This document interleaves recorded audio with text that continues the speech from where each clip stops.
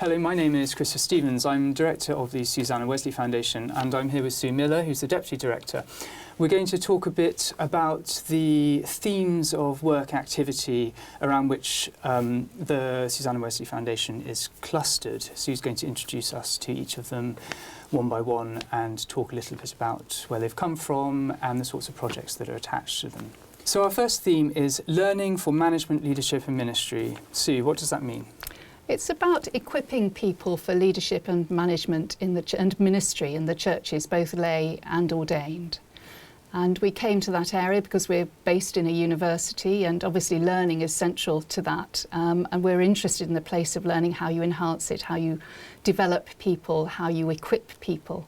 And alongside our place within a university, our connection to different churches and particularly to the nationwide network of learning and development officers in the Methodist Church who are there to equip people for mission and ministry. That connection has led us to think further about this area and think about how you do prepare people and develop them in their roles. So what sort of projects are connected to this theme? One of the projects that we're embarking on is something which has been commissioned by the Methodist Church around practice-based formation. In other words, the initial training of ministers using local contexts to help them develop and form and grow. The Methodist Church is embarking on a new pathway for initial ministerial training that is being called the circuit-based learning pathway. And the church were interested in a research project looking at the experiences of other denominations, other churches in forming people through these sorts of routes, looking at other professions where practice-based approaches are really fundamental, and looking at the experiences of both learners and tutors who've been involved in these practice-based sorts of approaches. And it's something we're very interested in because the foundation is interested in how practical reflection, theological reflection, practice and experience all come together in enabling people to learn and develop and in equipping people. And it's an area that has particular interest for us, and we hope to develop that as an area of research in time. So the second theme is work, life and identity in Christian ministry. What do we mean when we talk about those things?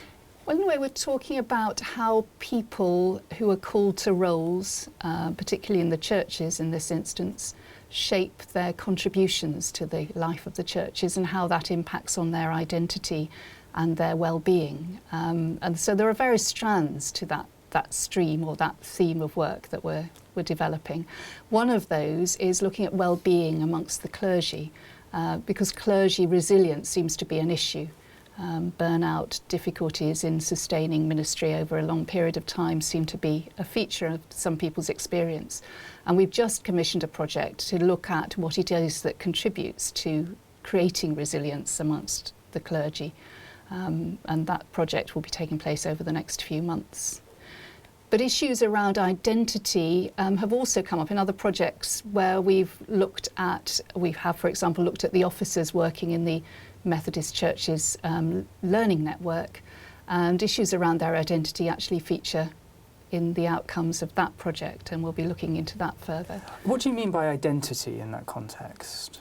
Well, we all have multiple identities, but I suppose one perhaps useful sort of concrete way of looking at this in the context that we're talking about is, for example, some of the things that have emerged when looking at the Discipleship and Ministries Learning Network, the learning network of the Methodist Church, where we've done some research. And it's interesting to see how there are those who occupy roles within that network who are ordained and others who perform exactly the same role but as a layperson. And it's interesting to see how they perceive their roles, how they shape their contributions, and how all of that impinges on their identity, impinges on their performance, if you like, of their role and the way they perceive it. The whole issue of ordination and its impact on one's sense of who one is and how one performs one's work is a whole interesting area when you put it in juxtaposition with those in churches who are not ordained but who are providing ministry. And that's an interesting area to explore. But so too is in the area around how volunteers work in churches in a way that they might not work in another voluntary context, and what that actually means for who they see themselves as being and what they feel they're contributing to. So there are potential for quite a few projects and interesting research areas there, which we've yet to explore, but we will do in time.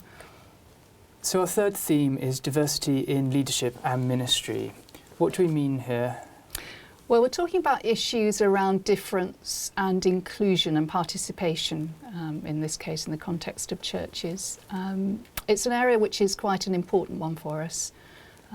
It was the subject of our most recent annual conference in June 2015, I think, which was entitled Gender Diversity Leadership. And that conference really led to some quite significant debates around what would the church look like if it was fully inclusive, but what would the implications of that be? And it was interesting because people shared their stories and their experience alongside some academic input from different disciplines. And it opened up quite a lot of debate and conversation, which we hope to continue. And we have got projects that are exploring different aspects of diversity. So we have a project looking at cultural diversity in the experience of ministry. We've run some research around women in circuit ministry in the Methodist Church. And we're looking at women and leadership in different contexts in a future project, potentially perhaps looking at some Methodist schools and other schools where there are women in leadership positions. Those projects are yet to be finalised, but will perhaps form a part of our future work. Diversity is a big issue in the churches. Do you feel that there are projects that we're working on at the moment that would be able to help the churches make decisions about how they approach diversity? Well, that's something that we're really keen to do, to actually produce things that have use, that have utility, that can make an impact. One of the interesting projects we've been looking at is about monitoring and different ways of going about that, and actually the potential for thinking afresh, actually perhaps applied not just into churches, but in this case perhaps applied into other organisations, so they think afresh about why you monitor, how you monitor, the sort of questions you ask. And again, of course, that links back into identity that we were talking about earlier, because that's what's being exposed in the process of actually asking people questions about who they are and how they identify themselves. So I think there are two aspects to that. Yes, in one way, we hope that we can have some impact on the churches and find some usable insights that might be able to help develop policy and practice. But also we hope we might actually sometimes be able to talk into other non-church situations, which is another strand of what we would, in the long term, seek to be able to do. So our fourth theme is the church and governance, management and organisation. That's quite a mouthful. It is. What do we mean when we say that? I suppose one way of putting it might be to say that we're looking at the sort of structures and systems and decision-making processes that you would find within churches and faith communities, and looking at how those operate, also looking at, which is part of the sort of organisational life management and leadership. It's quite a wide-ranging area, quite a complex area, and it does call forth quite a lot of controversy when you start thinking in organisational terms in relation to churches. Why did we come across that as an important theme for the Foundation? I think it's an area that hasn't been explored as much as it might be. I mean, churches do have their organisation, and issues around management and leadership often come to the fore, and there are things that can actually perhaps be used from the secular context. And that's something when you're sitting next to, well, within a college which has a business school in it, of course it's worth exploring. Is there something here that we can learn from those models and frameworks that are applied in other contexts, in other sectors? And I think there's something to be said that for starting to do some sort of analysis which borrows from some of those other worlds.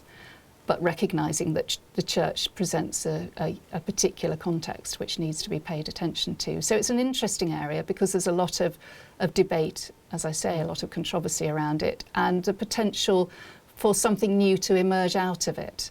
And it's been quite, I suppose we've run a few seminars within the university along these lines, and our first conference, Ministry and Management, God and Mammon, note the question mark, was actually one of those conferences that started to begin to just tackle some of those areas that are contested. Are the models from business useful in a church context? Can you use the word professionalism in relation to ministry, or is that an inappropriate term? How far is there something distinctive about leadership in the context of church as opposed to the context of a business? Is management a dirty word within a church? And why might that be? How do people react to that? Why is it that people, particularly ministry, actually sometimes have some difficulty with thinking in terms of management? And is that because it's a particular conception of what management is?